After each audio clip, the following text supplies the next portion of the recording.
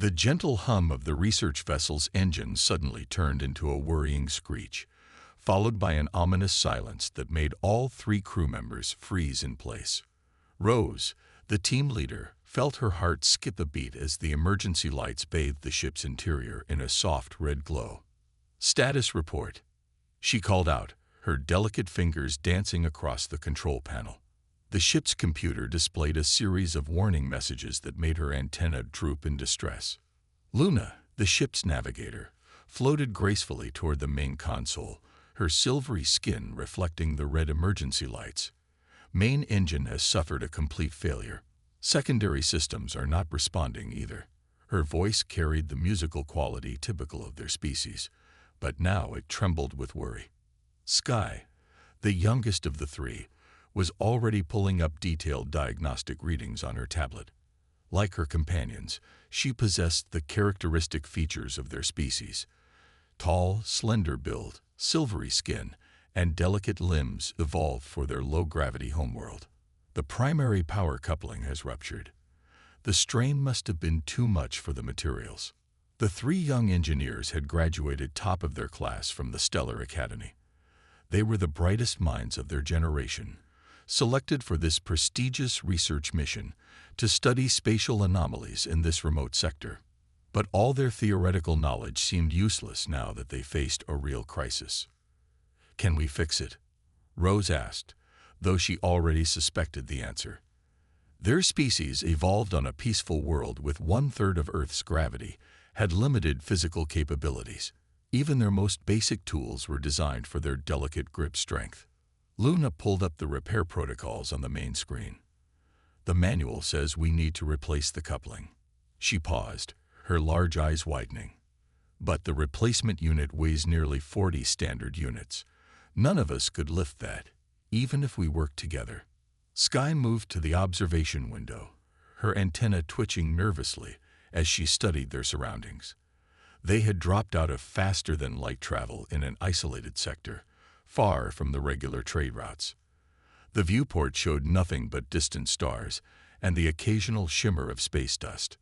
"We're at least 3 days from the nearest outpost," she reported, her voice small and worried. "And that's if we had working engines." Rose felt the weight of leadership heavy on her shoulders. Their ship, the Stellar Wind, was more than just a research vessel. It was a testament to their people's technological advancement. Yet here they were, stranded because of a simple mechanical failure their bodies weren't equipped to handle.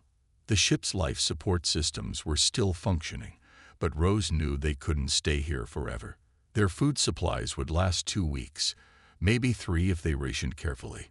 The emergency beacon was broadcasting, but in this remote sector, who would hear it? "Maybe we could." Luna started suggesting various theoretical solutions, each more impossible than the last. Their species' natural intelligence had always been their greatest asset, but right now they needed something more: raw physical capability that their evolution had never prepared them for. As the hours passed, the three engineers tried everything they could think of. They attempted to redirect power, to create makeshift tools, to find workarounds in the ship's systems. But the cruel reality of their situation became increasingly clear. They were stranded in space, unable to lift the very components they needed to fix their ship. The red emergency lights continued their steady pulse, a reminder of their predicament. Rose looked at her crewmates, both now quietly working at their stations, trying to hide their growing fear. They had always been taught that intelligence could solve any problem, but now they faced a challenge that their brilliant minds alone couldn't overcome. "Keep the beacon broadcasting," Rose finally said, trying to sound more confident than she felt. "Someone will hear it. We just have to wait." She didn't mention the stories they'd all heard about this sector. Stories about massive ships piloted by beings from high-gravity worlds, beings their people called Deathworlders. Right now, even a Deathworlder might be better than no help at all. 3 days into their ordeal, the emergency lights continued their rhythmic flashing across the Stellar Wind's bridge. Rose had just finished another unsuccessful attempt to bypass the engine systems when Luna's voice cut through the quiet hum of idle machinery. "Something's coming out of light speed." Luna's antenna straightened in excitement as she studied the radar display. It's a cargo hauler. The three aliens rushed to the viewport, watching as a massive ship emerged from the darkness of space. It was nothing like their sleek research vessel. This ship was bulky, covered in patches of mismatched metal, and nearly 3 times their size. The name Lucky Star was painted in bold letters across its hull. "They're hailing us," Sky announced, her fingers hovering over the communication panel. Rose nodded. "Put them through." A deep voice filled their bridge, speaking in standard galactic common. "This is Jack of the Lucky Star, responding to your distress beacon. What seems to be the trouble, folks?" The 3 engineers exchanged glances. The voice belonged to a species they had only read about in xenobiology classes, a human, a Deathworlder. "This is research vessel Stellar Wind," Rose replied, trying to keep her voice steady. "We've suffered a complete engine failure. The main power coupling has ruptured." There was a moment of silence, then a light chuckle. "A blown coupling. That's an easy fix. Mind if I dock and take a look?" The 3 aliens huddled together for a quick discussion. Their education had taught them that humans were dangerous, evolved on a high-gravity death world with extreme weather, dangerous predators, and constant environmental hazards. But their situation was desperate. "We accept your assistance," Rose finally responded. "Sending docking coordinates now."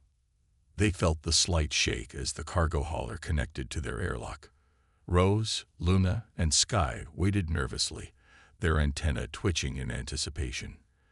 The airlock cycled, and heavy footsteps echoed through the corridor.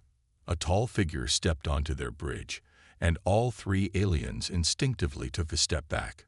The human was wearing a stained jumpsuit and carried a large toolbox that would have taken all 3 of them to lift. His skin was marked with small scars, and his arms were thick with muscle mass that spoke of his species' high-gravity origins. "Name's Jack," he said with a friendly smile, seemingly unaware of their unease. "Let's take a look at that coupling, shall we?" As they led him to the engine room, Jack asked casual questions about their ship's specifications. What shocked them most was his relaxed attitude about the dangers they faced. "Radiation leak in the chamber. No problem, my suit can handle that," he said, patting his work outfit. "High-temperature environment. Just another Tuesday. Heavy lifting. That's what we humans are good at." When they reached the engine room, Jack surveyed the damage with practiced eyes. "Yep, seen this before. These Mark 7 couplings tend to give out if you push them too hard." He hefted his toolbox onto a workbench, the metal groaning under its weight. "I've got a spare that'll work just fine." The 3 engineers watched in amazement as Jack moved through their engine room, handling toxic materials and heavy equipment with casual ease. He lifted the 40-unit coupling with one arm, something their entire species would consider impossible. "You're not wearing any gravity compensation?" Luna asked, noticing the lack of standard equipment their people used for heavy work. Jack looked confused for a moment, then laughed. "Don't need it. This is nothing compared to Earth gravity. Actually feels kind of light out here." Rose, Luna, and Sky shared wondering looks. They had been taught that Deathworlders were dangerous brutes, yet here was one using his natural abilities to help them, treating as routine what their people would consider impossible tasks. Perhaps, Rose thought, they had more to learn about humans than their textbooks had taught them. The engine room of the Stellar Wind had turned into a workshop that defied everything the 3 alien engineers thought they knew about ship repair. Jack moved through the hazardous environment, as if he were taking a casual stroll through a garden. "The couplings fused to the housing," Jack announced, examining the damaged component. "We'll need to cut it out." He reached for his plasma torch, not bothering with the protective shields that the aliens considered absolutely necessary. "Wait," Sky called out, her antenna straight with alarm. "The heat in that section is over 40 degrees. You'll need cooling equipment." Jack paused, looking confused. 40 degrees Celsius. That's just a warm summer day back home. He patted his regular work clothes. This jumpsuit's fine for that temperature. The aliens watched in horror and fascination as Jack worked in conditions their species considered lethal. Sparks flew around him as he cut through metal, the temperature rising steadily in the confined space. Sweat beaded on his forehead, but he seemed completely unbothered. "How are you not dying?" Luna asked, unable to contain her scientific curiosity. She held up her sensor pad, recording his vital signs. "Your body is actively cooling itself through liquid secretion." "You mean sweating?" Jack laughed, continuing his work. "Yeah, that's how we handle heat. Pretty standard human stuff." He grunted as he pulled away a section of damaged plating. "Though I admit, it's making me think about getting a cold beer after this."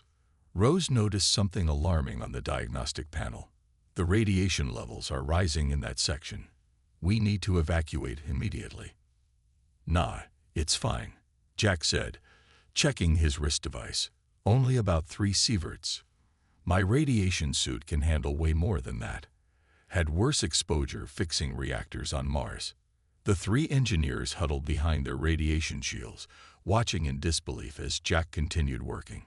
Their education had taught them about the theoretical existence of radiation-resistant materials, but seeing someone treat deadly radiation exposure as a minor inconvenience was shocking. "Look out!" Sky suddenly shouted. A loose piece of machinery had broken free above Jack's head. Before any of them could activate the emergency force fields, Jack simply reached up and caught the falling metal barehanded. The piece weighed at least 20 units, but he set it aside as if it were no heavier than a datapad. "Thanks for the warning," he said cheerfully. "Good to know someone's watching my back." Luna's scientific curiosity got the better of her. "Didn't that hurt? The impact force should have shattered your upper limb appendages." "These?" Jack flexed his hands. "Nah, humans have pretty tough bones. Evolution on a high-gravity world with lots of predators made sure of that. Though I probably should start wearing gloves more often. My doctor keeps nagging me about it." As they watched him work, the aliens began to understand why humans had spread so quickly through the galaxy. What their species needed teams of workers, special equipment, and extensive safety protocols to accomplish, this single human was doing with basic tools and minimal protection. "Almost done," Jack announced, now hanging upside down in a maintenance shaft that the aliens had always accessed via repair drones. "Just need to reconnect these power lines. Might spark a bit, so you folks might want to step back." "Spark?" Rose checked her readings. "Those cables are carrying enough power to light up a small city." But Jack was already connecting the lines, his hands moving steadily despite the occasional burst of electricity. To their amazement, he seemed to treat potentially lethal electric shocks as mere annoyances. "There we go," he said, pulling himself out of the shaft. "Should hold now. Want to fire it up and see?" The 3 aliens looked at each other, their understanding of the universe quietly reshaping itself. Perhaps their textbooks needed updating, especially the chapters about human limitations, or rather, the apparent lack of them. With the main power coupling replaced, Jack decided to teach the alien engineers some practical repair techniques. The 4 of them gathered in the engine room, where he had set up a small maintenance workshop with tools from his ship. "Your theoretical knowledge is excellent," Jack said, laying out various tools on a workbench. "But sometimes you need to get your hands dirty to really understand how things work." Rose picked up one of Jack's wrenches and nearly dropped it. "This is so heavy. How do you use these all day?" "That's actually one of my lighter tools," Jack chuckled. "But here's a trick. You don't always need brute force. Let me show you something." He demonstrated how to use leverage and simple machines to help with heavy lifting. The aliens watched in amazement as he turned seemingly impossible tasks into manageable ones through clever tool use. "See, humans didn't just survive on Earth because we're strong," Jack explained while showing them how to properly brace a power converter. "We survived because we learned to solve problems. Being strong just gave us more options." Luna was particularly fascinated by Jack's ability to work in tight spaces. "Our maintenance drones usually handle these areas," she said, watching him squeeze into a narrow service tunnel. How do you manage in such confined spaces? Humans are pretty flexible, Jack's voice echoed from inside the tunnel. Plus, when you grow up fixing cars in your garage, you get used to working in awkward positions. Speaking of which, could you pass me that sonic wrench? Sky carefully slid the tool toward him, still amazed at how casually he handled equipment that would require safety protocols on their world. Our educational programs never mentioned this side of human abilities, she admitted. We mostly learned about your species' aggressive tendencies. Jack emerged from the tunnel, wiping grease from his hands. Yeah, we get that a lot. But you know what made humans really successful? Adaptability. We're not the strongest, fastest, or smartest species out there. We just never stop finding new ways to solve problems. He guided them through basic maintenance procedures, teaching them tricks that weren't in any manual. The aliens were surprised to learn how many standard repair practices were actually designed around their species' limitations. You mean we don't always need to wait for the chamber to cool down? Rose asked, watching Jack demonstrate a quick repair technique. But our safety protocols were written for your biology, Jack finished. Nothing wrong with that. Every species has different needs, but sometimes knowing the alternatives can save your life in an emergency. As the day progressed, the three engineers found themselves slowly overcoming their initial fear of human methods. They learned to recognize when to use their own approaches and when human techniques might work better. The key is understanding your limitations and advantages, Jack explained while showing them how to bypass a damaged circuit. Humans learned this the hard way on Earth. Everything tried to kill us there. Weather, animals, even the air sometimes. We had to adapt. Luna, who had been taking detailed notes, looked up from her tablet. Is that why you seem so calm about all these hazards? Because your world was more dangerous. Exactly, Jack nodded, demonstrating how to safely handle a hot power cell. What you consider extreme conditions, we consider Tuesday. But that doesn't mean we're reckless. We just have different baselines for danger. By the end of the session, the alien engineers had gained not just practical knowledge, but a new perspective on human capabilities. They understood now that human resilience wasn't just about physical strength. It was about combining that strength with intelligence, creativity, and an endless drive to overcome challenges. Remember, Jack said as they finished up, the best engineers don't just know their machines. They know themselves. And sometimes, knowing when to ask for help is just as important as knowing how to fix something. The ship's alarm suddenly blared to life, its harsh sound cutting through their maintenance session. Red warning lights flashed across every screen in the engine room. Sky rushed to the nearest terminal, her antenna rigid with fear. The reactor, she gasped. Something's wrong with the containment field. Jack quickly moved to the main engineering console, his eyes scanning the readings.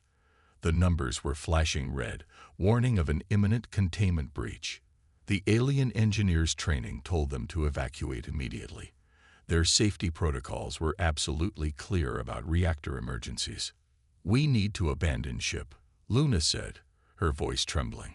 The protocols state that at these radiation levels. We're not abandoning anything, Jack interrupted, already pulling up the reactor schematics. This ship's too valuable to lose, and we can fix this. Rose checked her readings again. But the radiation levels are already at lethal levels in the reactor chamber, even with protection. For your species, yes, Jack said, grabbing his toolbox. But humans can handle a lot more radiation than you folks. Plus, I've got my suit. He patted his radiation gear. Had this baby custom made after that incident on Jupiter's moon. The aliens watched in disbelief as Jack quickly formulated a plan that went against everything their training had taught them. Instead of following the standard evacuation procedures, he was proposing to manually stabilize the reactor. The containment field is failing because of a power surge, he explained, drawing on his years of experience. We need to reroute the power through the auxiliary systems, but someone has to go in there and do it manually. But the heat in there must be at least 60 degrees. Sky protested. And the radiation. Like I said, just another Tuesday. Jack grinned, though his eyes were serious. Now I need you three to help me from out here. Can you handle the control systems? The three engineers looked at each other. Their entire training screamed at them to evacuate. But Jack's confidence was infectious. They nodded, taking their positions at the control panels. Good. Rose, you monitor the containment field strength.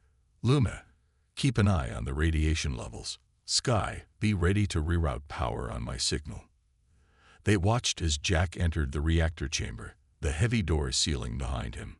Through the observation window, they could see him moving through the superheated air, his movements deliberate and sure despite the hostile environment.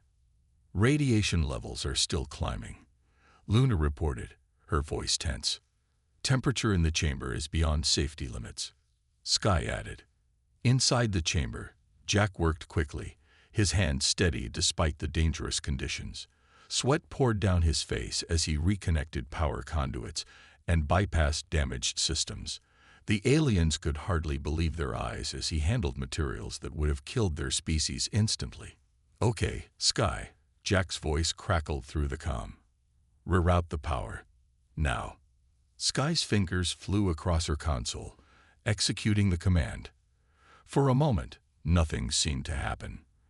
Then, slowly, the warning lights began to fade. The reactor's angry humming settled back into its normal rhythm. Containment field is stabilizing, Rose announced, relief evident in her voice. It's actually working. When Jack emerged from the reactor chamber, his radiation suit was scorched and his face was red from the heat, but he was smiling. The three aliens stared at him in amazement. How are you even alive? Luna asked, her scientific curiosity overcoming her relief. The readings in there were far beyond survivable limits. Deathworlder, remember? Jack chuckled, wiping sweat from his forehead. Though I'll admit, that was a bit warmer than I like. Anyone else hungry? Saving ships always gives me an appetite. The three engineers shared bewildered looks. They had just witnessed someone casually walk into what their species considered a death trap, fix an impossible problem, and then ask about food as if nothing unusual had happened. Perhaps they realized the term Deathworlder needed some serious reconsideration. After the reactor crisis, the four of them gathered in the ship's small dining area. Jack had insisted on eating something before starting the final repairs, claiming that human bodies need fuel after a workout. The three alien engineers watched in fascination as he consumed what seemed to them an enormous amount of food. I still can't believe you walked into that reactor chamber, Sky said, reviewing the data on her tablet for the 10th time. According to these readings, the conditions in there should have been fatal. Jack took another bite of his sandwich. You know what's really interesting? Humans aren't even the toughest species on Earth. We've got animals that can survive way worse conditions. There's this thing called a tardigrade. But you're intelligent. Luna interrupted, her scientific curiosity fully engaged. It's one thing for a simple creature to survive extreme conditions, but you combine physical resilience with problem-solving abilities. How did your species develop both? Earth didn't give us much choice, Jack explained, leaning back in his chair. We evolved on a planet that was constantly trying to kill us. We needed both brains and brawn to survive. Had to be strong enough to handle the environment, smart enough to overcome it, and stubborn enough to never give up. Rose had been quiet, studying Jack's radiation suit, which still showed scorch marks from the reactor chamber. Our educational programs always portrayed Deathworlders as, well, as dangerous brutes. But you're nothing like that. Ah, the old dangerous Deathworlder stereotype, Jack chuckled. You know what's funny? Humans used to think the same way about each other. We'd judge people based on where they came from, what they looked like. Took us a long time to learn better. But you are dangerous, Sky pointed out. We've seen you handle conditions that would kill us instantly. Being capable of something doesn't mean you'll do it, Jack replied seriously. Humans can be dangerous, sure. We evolved as persistence hunters on a death world. But we also evolved to be social, to help each other. Being strong enough to hurt someone doesn't mean you will. It might mean you're strong enough to help them instead. Luna was making notes on her tablet. The psychological implications are fascinating. Your species developed not just physical adaptations, but mental ones too. Exactly, Jack nodded. We had to be tough to survive Earth, but we had to be smart to thrive there. And we had to learn to work together, to use our strength to protect rather than harm. Is that why you helped us? Rose asked. Because humans evolved to be social. Jack smiled. Partly, but mostly because it was the right thing to do. Being a Deathworlder doesn't make us monsters. It just means we can help in ways others can't. The three engineers thought about this. They had spent their entire academic careers learning about the theoretical dangers of Deathworlders, but their actual experience with one had been completely different. Jack's physical capabilities weren't a threat. They were a valuable tool he used to help others. You've completely changed how we see humans, Sky admitted. Your strength isn't scary anymore. It's reassuring. That's the thing about prejudices, Jack said, finishing his meal. They rarely survive actual experience. Humans learned that about each other, and now the galaxy is learning it about us. Rose looked at her fellow engineers. We need to update the Academy's curriculum. Future students should know the truth about humans, not just what they can survive, but why they can survive it, and how they choose to use those abilities. Maybe, Luna added thoughtfully, being evolved on a death world isn't a disadvantage. Maybe it's what makes humans uniquely suited for space exploration. You're literally built to handle extreme conditions. Jack stood up, stretching his powerful frame. Well, philosophy is great, but we've still got work to do. Who wants to learn how to properly calibrate a power core without using robots? The aliens eagerly followed him back to the engine room, their fear of Deathworlders replaced by a growing appreciation for human capabilities. They were beginning to understand that evolution on a death world hadn't created monsters.